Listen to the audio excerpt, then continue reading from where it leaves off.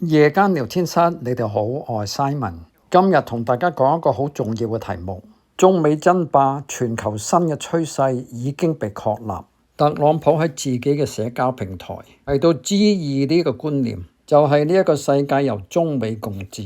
今天嘅俄羅斯因為俄烏戰爭，佢要依賴同中國有正常貿易，依賴其他國家買佢嘅能源，去支持俄烏戰爭繼續進行。並且係繼續支持俄羅斯嘅經濟增長，中俄就有交往，大家都稱兄道弟。但係兩個之中，邊一個係更多照顧細佬嗰個大哥，又係好明顯。而今天歐洲國家就俾美國出賣咗，自己就同中國達成一個貿易協議，唔單止係將細佬擺埋一邊，仲要細佬為大哥出血。今次嘅中美貿易戰喺特朗普同埋習近平喺南韓見面之後，雖然特朗普同埋財長貝森特喺度吹噓呢個貿易戰中國讓步咗好多，貝森特仲話1年之內美國就可以搞掂稀土供應鏈，但係其實就係痴人說夢話。就算係俾美國同你嘅盟友掘到啲稀土出嚟，咁提煉啲稀土需要技術，提煉嘅過程又有污染嘅問題要解決，又要起工廠、起公路，需要研發嘅人才、技術嘅人才，員工又要訓練，仲有就係邊一個會投資？將來提煉出嚟嘅稀土係乜嘢品質？品質可唔可以同中國精煉出嚟嘅稀土比較？今天中國係掌握咗全方位精煉稀土嘅技術，全球第一，領先其他國家1到3代。美國將來擁有嘅稀土，無論喺品質或者價錢，都係冇能力同中國競爭，除非美國同佢嘅盟友開採同埋提煉稀土係國有化，否則喺資本主義之下嘅經濟，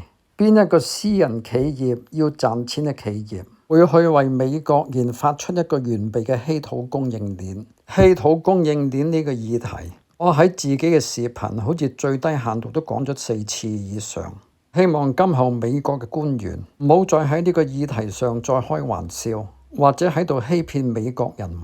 講返中美貿易戰，無論特朗普係點樣吹噓都好，美西方嘅傳媒又指出中國係貿易戰嘅贏家，連美國嘅民主黨都出咗一個報告，提到貿易談判中國係贏咗。中美喺第5輪貿易談判之後，美國就暫時停止9月29號公佈關於50% 穿透性出口管制規則，為期1年。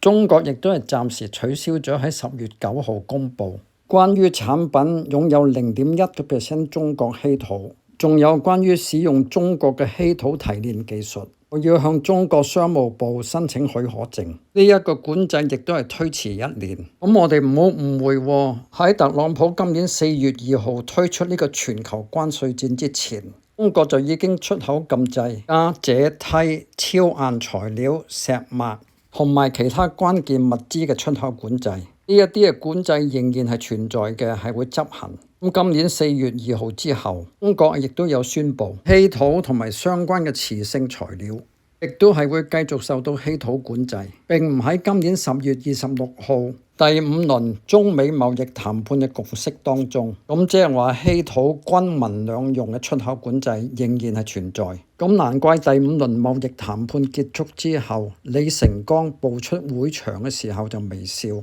關於芬太尼嘅關稅，特朗普就話由20% 減到10%。如果雙方嘅禁毒合作係愉快，就會減埋最後嗰10%。美國加中國24%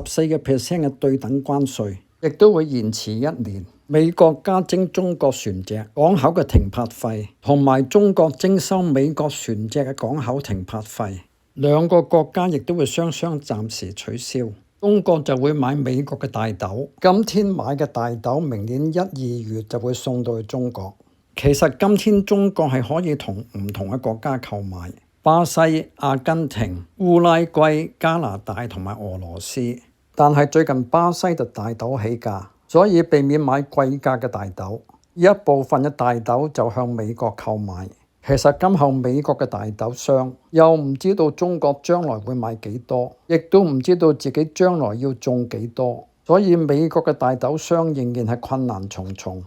中國要買美國幾多大豆，可能就要睇下價錢合唔合理，美國係是否客氣，同埋睇下自己嘅心情。即係話除咗稀土之外，中國買唔買美國嘅大豆係仍然捏住美國嘅喉嚨。所以大致上嚟講，中美呢個關稅貿易戰係返去4月2號特朗普開打中美關稅戰之前嗰個狀況，即係話中國並冇退讓，而好高姿態嘅美國係讓步。南韓就唔可以利用美國徵收中國船隻港口停泊費嚟去打擊中國嘅造船業同埋振興南韓嘅造船業。日本、南韓同埋歐洲國家都俾大哥出賣同埋欺負，美國自己就同中國傾掂咗貿易談判嘅框架，將盟友就踢埋一邊，仲要佢哋激嬲中國，喺旁邊就睇住中國出手懲罰自己嘅盟友。今次美國打中美貿易戰喺口頭上就贏咗，向美國選民同埋人民口頭上就講到天花龍鳳，攞到中國好多便宜。今次中國贏咗貿易戰，唔單止係有稀土牌可以一劍封喉，亦都係因為國家全方位嘅實力，令美國知道對中國係無法欺負。美國必須要係依賴中國嘅經貿合作。難怪喺2021年，楊潔篪喺中美會面上係提到，美國係冇資格喺中國面前話美國係可以從實力出發同中國對話，中國係唔吃這一套。當時係拜登做總統嘅第一年，去到2025年嘅2月，特朗普係啱啱上任，王毅係發表呢番說話，如果美國係唔願意同中國合作，要打壓同埋克制中國，中國係必定會奉陪到底。今年嘅4月，中美開打咗關稅戰之後，中國係表示對美國不跪，唔會退讓，唔會屈服。今天中國全球第2大強國，能夠喺全球關稅貿易戰上贏咗第1大國美國，實力唔係靠把口講出嚟，而係多年嘅努力奮鬥同埋智慧戰略部署。今天捏住美國喉嚨嘅係稀土、大豆、戰略資源、物資同埋相關產品。中美嘅經貿合作，美國離唔開中國。